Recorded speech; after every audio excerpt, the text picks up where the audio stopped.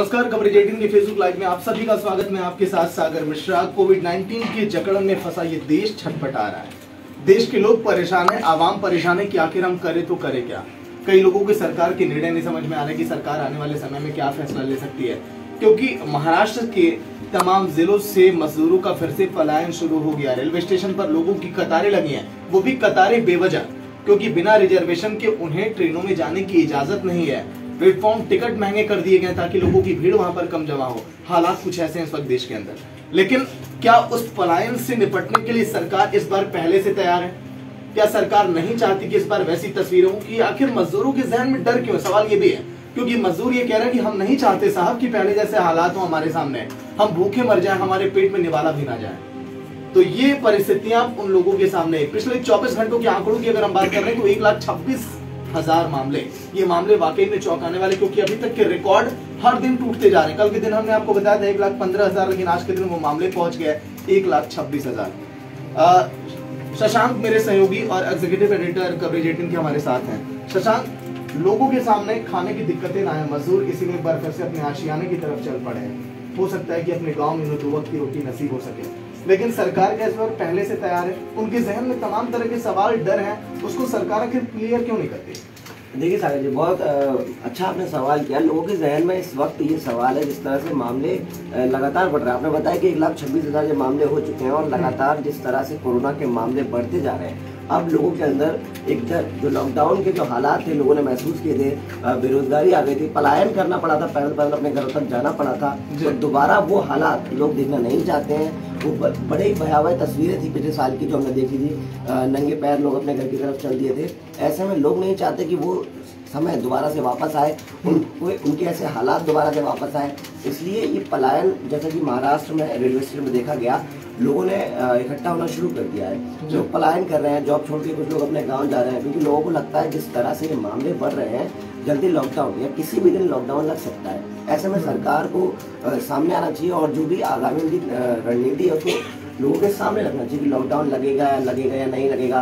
क्योंकि इस बार भी देखा जाए, अभी तक कुछ भी जानकारी सरकार की तरफ से नहीं है। लोगों के अंदर एक संशय है कि कभी भी सरकार अगर बोल देते कि आज से लॉकडाउन या कल से लॉकडाउन चालू है तो फिर शशांक, रोक रहा हूँ आपको एक बार। जो लोग वीडियो को देख रहे हैं, वीडियो को शेयर आप करिए, कमेंट भी करिए, अपनी राय भी आप रखिए। चुनावी राज्यों में लोगों का ये कहना है कि आखिर वहां पर कोरोना क्यों नहीं। पिछले अगर 24 घंटों की बात करें तो 2390 मामले आए पश्चिम बंगाल में।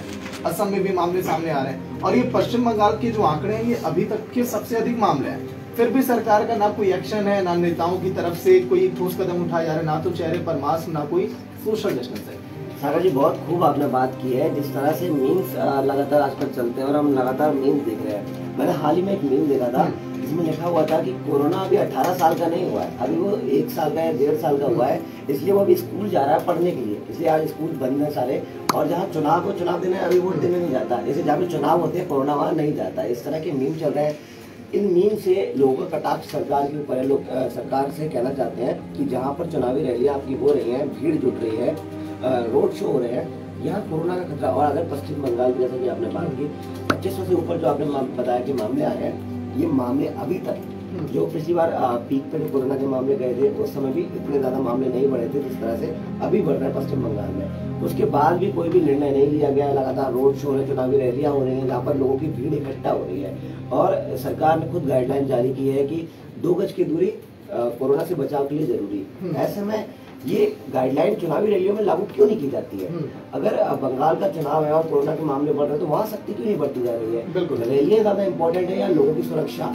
जब जनता नहीं रहेगी, जनता जनार्दन नहीं रहेगी, तो लोकतंत्र और ये चुनाव का क्या होगा? ऐसे में एक बड़ा सवाल है कि जनता महफूज रहे, ये सबसे बड़ी प्रायोरिटी है। और ऐसे में देखा जाता है कि सरकार कहीं ना कहीं अनदेखी उन जगहों पर कर देती है जहाँ पर चुनाव होते हैं, वहाँ गाइडलाइन पालन नहीं किया जाता। लोगों के अंदर इस बात का काफी आक्रोश होता है। देखिए, हमारी टीम ग्राउंड रिपोर्ट पे गई, कई लोगों ने खुलकर इस बात को कहा कि देखिए कोरोना नहीं है, ये लोगों के जहन में है, ये डर नहीं। लोग कहते हैं कि अब हमें कोरोना से नहीं लॉकडाउन से डर लगता है। लोग इसलिए कहते हैं क्योंकि लॉकडाउन आने के बाद उनकी परेशानियां तमाम खड़ी हो जाती हैं, उनकी रोजमर्रा की जिंदगी, उनकी जो इनकम है, उनकी कई लोगों की जॉब भी चली जाती है, घर बैठना पड़ता है, तो तमाम दिक्कतें लोगों के सामने आ जाती हैं। लोगों का मानना है कि देखिए कोरोना वोरोना नहीं है, अगर कोरोना है तो चुनावी जगहों पर क्यों नहीं है? इस तरह के सवाल तो सरकार को सामने आना चाहिए। आम जनता का भी सवाल जायज है। बिल्कुल सवाल जायज है। अगर आप जहाँ पर चुनाव हो रहे हैं वहाँ पर सख्तियाँ नहीं बरतेंगे, वहाँ कोरोना के नियम लागू नहीं करेंगे, बाकी पूरे देश में कोरोना के नियम, जनता के अंदर आक्रोश ये जायज है। इसके लिए सरकार को फ्रंट में आना चाहिए। जहाँ चुनाव है वहाँ भी सख्ती से पालन करवाना चाहिए। लेकिन चुनावी रैलियाँ में भी ये सारे जो नियम है ये लगने चाहिए। 2 गज की दूरी होनी चाहिए, मास्क और सैनिटाइजर का यूज हो। शुक्रिया शशांक। लेकिन लोगों का ये कहना है कि वैक्सीनेशन और तमाम पाबंदियों के बावजूद भी आखिर कोरोना पर ब्रेक क्यों नहीं लग रहा है? कोरोना का ब्रेक आखिर फेल क्यों?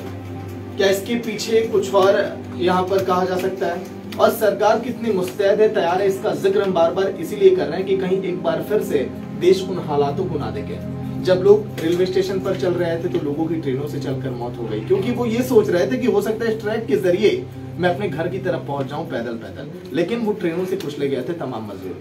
तो इस बार हम नहीं चाहते कि वैसी परिस्थितियां आए आप सभी के सामने, और जो भी जानकारियां कवरेज एडिटिंग को मिलती है हम तुरंत आप सभी तक पहुंचाते हैं, बताते हैं कि कहीं एक बार फिर से अगर लॉकडाउन जैसे हालात होते हैं देश में तो आप उसके लिए कैसे तैयार हैं। चंदा आज के दिन है न्यूज रूम में हमारे साथ। चंदा, रोहित से, निशु से भी आप इस बारे में पूछिएगा, जो लोग हर दिन जा रहे हैं ग्राउंड पर और देख रहे हैं कि कैसे वहां पर हालात हैं, कि आगे क्या तैयारियां सरकार की है, सरकार की कितनी बेरुखी देखी गई थी पिछले बार के पलायन के दौरान, लॉकडाउन के दौरान, और पिछले बार के पलायन के दंश से क्या हमारा देश अभी उबर पाया कि एक और पलायन की तरफ हम बढ़ रहे हैं? चंदा। बहुत शुक्रिया सागर। जिस तरीके से हमारे सहयोगी सागर ने बताया, तमाम जानकारियां यहाँ पर दी गई हैं कि किस तरीके से लगातार आंकड़ों में इजाफा यहाँ पर देखा जा रहा है। लेकिन सबसे बड़ा सवाल, क्या सरकार पूरे तरीके से यहाँ पर तैयार है? किस तरीके की तैयारियां यहाँ पर देखी जा रही है, वो एक सबसे बड़ा सवाल है। हालांकि राजधानी दिल्ली का सबसे पहले जिक्र करना चाहेंगे।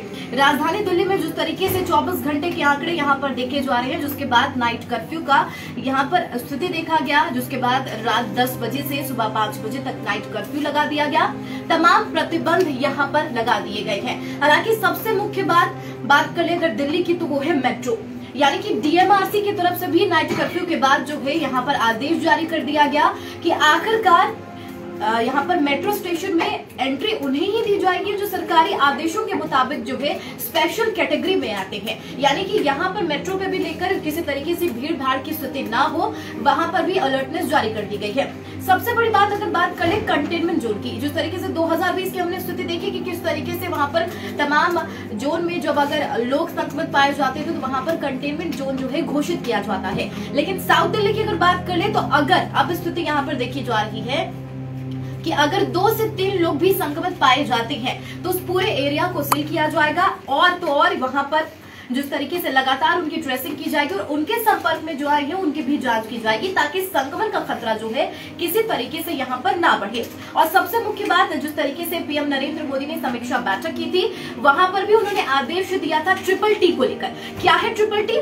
ट्रीटमेंट, ट्रेसिंग, और जिस तरीके से यहाँ पर तमाम का जिक्र भी उन्होंने किया था, ट्रीटमेंट, ट्रेसिंग और यहाँ पर ट्रीटमेंट को लेकर बात उन्होंने की थी कि किस तरीके से जो कोरोना नियम है उसका पालन करें, और सबसे मुख्य बात वैक्सीनेशन की भागीदारी बने। लेकिन वैक्सीनेशन के बाद एक बात का आपको ध्यान रखना है कि तमाम जो नियम है, जो कोरोना प्रोटोकॉल है, उसका आप जरूर पालन करें। लगातार आज हम बातचीत करेंगे, जिसके लिए हमारे साथ मेरी सहयोगी निशु भी मौजूद है। निशु, जिस तरीके से 2020 की हमने स्थिति देखी थी, जिस तरीके से भयावह स्थिति हमने देखी, एक पिक पॉइंट भी यहाँ पर नजर आया था, क्या लगता है इस बार भी 2021 में हम वैसी स्थिति देख सकते हैं? देखिए, जिस तरह से लोग बाग लापरवाही बरत रहे हैं, उस हिसाब से लगता है हो सकता है सरकार फैसला ले ले कि लॉकडाउन लगा दिया जाए।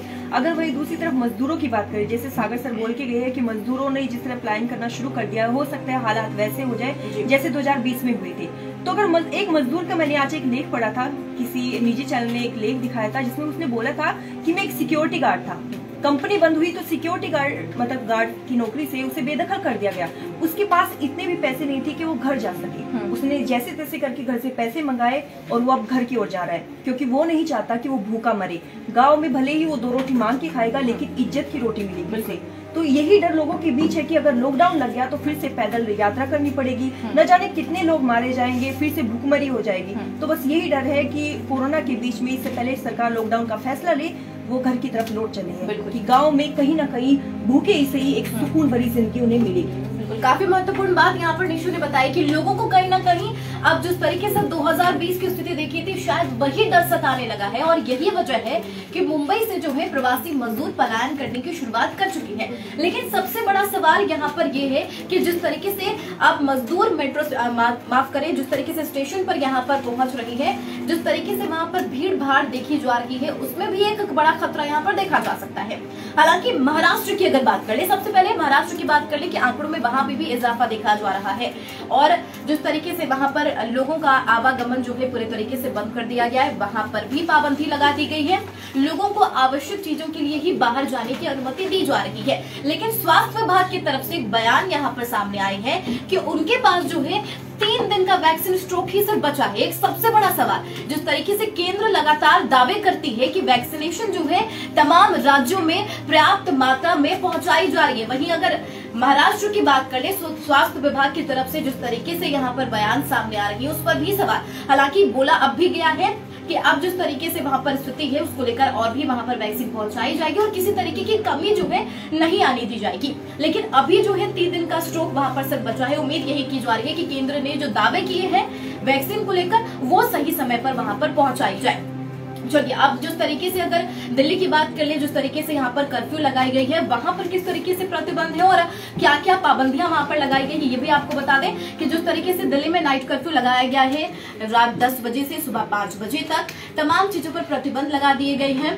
किसी का भी आवागमन यहाँ पर नहीं है। लेकिन हाँ, सबसे मुख्य बात, ई पास के जरिए दूध, किराना, सब्जी, ये लोगों को आने जाने की अनुमति है। प्रिंट मीडिया, इलेक्ट्रॉनिक मीडिया के लोगों को भी ई पास के जरिए यहाँ पर अनुमति दी जा रही है। चलिए, इसको लेकर आप भी बातचीत करेंगे। हमारे साथ हमारे सहयोगी रोहित भी हैं। रोहित, जिस तरीके से सहयोगी निशु ने भी बताया कि किस तरीके से 2020 के अगर आंकड़ों की बात कर ले उसमें एक लगातार इजाफा देखा गया था और स्थिति ऐसी आ गई थी कि लोगों को पैदल घर जाने को मजबूर होना पड़ा था। आज वही तस्वीरें हम फिर से महाराष्ट्र में देख रही हैं। प्रवासी मजदूरों में एक डर फिर से नजर आ रहा है कि लोग जो है एक बार फिर से जाने के लिए अपने घर को मजबूर है। क्या कहेंगे? चंदा जी, कहते हैं ना, जिसका दर्द वही जाने। तो प्रवासी मजदूर पे जिस तरीके से पिछले साल जो बीती थी वही समझ सकते हैं कि उनके अंदर जो बीत रही थी पिछले साल, वो भूखे नंगे पैरों सड़कों पे पैदल अपनी घर की ओर जा रहे थे, वही चीजें इस बार उनके साथ ना हो। जिस तरीके से लॉकडाउन का सिनेरियो बन रहा है, क्योंकि देखा जाए तो दिल्ली, यूपी में नाइट कर्फ्यू लगा दिए गए हैं। महाराष्ट्र की बात करें या एमपी की बात करें तो वहाँ वीकेंड लॉकडाउन ऑलरेडी चल रहा है। और जहां तक बात की जाए आने वाले सिनेरियो में भी, पिछले कुछ दिनों में छत्तीसगढ़ में भी लॉकडाउन लगा दिया गया है। तो देखा जाए तो देश कहीं ना कहीं लॉकडाउन की स्थिति में पहुंच रहा है और आज पीएम मोदी भी सारे राज्यों के मुख्यमंत्रियों के साथ बैठक करने वाले हैं। तो कहीं ना कहीं लॉकडाउन की तरफ फिर से देश बढ़ता जा रहा है, जो कि एक प्रवासी मजदूरों के अंदर वही माहौल पैदा कर रहा है कि कहीं अचानक लॉकडाउन लग गया तो फिर हम कहाँ जाएंगे। बिल्कुल, काफी अच्छी बात है कि किस तरीके से लॉकडाउन की स्थिति एक बार फिर से उत्पन्न होती हुई नजर आ रही है। हालांकि राजधानी रायपुर में लॉकडाउन 9 अप्रैल से लग गया है और वही मध्य प्रदेश की बात कर ले तो वहां पर भी शनिवार और रविवार को लॉकडाउन लगा दिया गया है। हालांकि मुख्यमंत्री शिवराज सिंह चौहान का बयान भी इस पर सामने आया कि लॉकडाउन लगाने की स्थिति नहीं देखी जा रही थी, लेकिन जिस तरीके से कोरोना संक्रमण को लेकर स्थिति बेकाबू होती जा रही है उसके मद्देनजर शनिवार और रविवार को पूरे तरीके से लॉकडाउन लगा दिया गया है। उसी तरीके से महाराष्ट्र में वीकेंड लॉकडाउन है और कर्फ्यू भी लगा दिए गए हैं। अगर यूपी की बात कर ले तो किस तरीके से यहाँ पर नोएडा में जो है गाजियाबाद में धारा 144 लगा दी गई है, यानी कि 4 से 5 लोग एक जगह इकट्ठा नहीं हो सकते। और सबसे मुख्य बात, अगर एक घर में कोई लोग भी संक्रमित पाए जाते हैं तो उनके आसपास के 25 मीटर एरिया जो है पूरे तरीके से सील किया जाएगा। और सबसे खास बात, अगर जरूरत पड़ी तो पूरे बिल्डिंग को भी सील यहाँ पर किया जा सकता है। हालांकि यही सवाल है कि सरकार क्या नाइट कर्फ्यू लगा के या फिर वीकेंड लॉकडाउन लगा के क्या स्थिति में नियंत्रण पा सकती है, ये सवाल एक महत्वपूर्ण है। लेकिन सरकार पूरे तरीके से तैयार है और बार बार लोगों को निर्देश भी यहाँ पर दिए जा रहे हैं कि जो कोरोना के नियम है उसका बाकायदा पालन करें। वैक्सीनेशन की प्रक्रिया चल रही है उसमें भी वहां पे आप जाए, लेकिन कोरोना के जो नियम है उसका बाकायदा पालन करें। और किस तरीके से आंकड़े हैं लगातार आप तक हम पहुंचाते रहेंगे। फिलहाल मुझे दीजिए इजाजत, नमस्कार।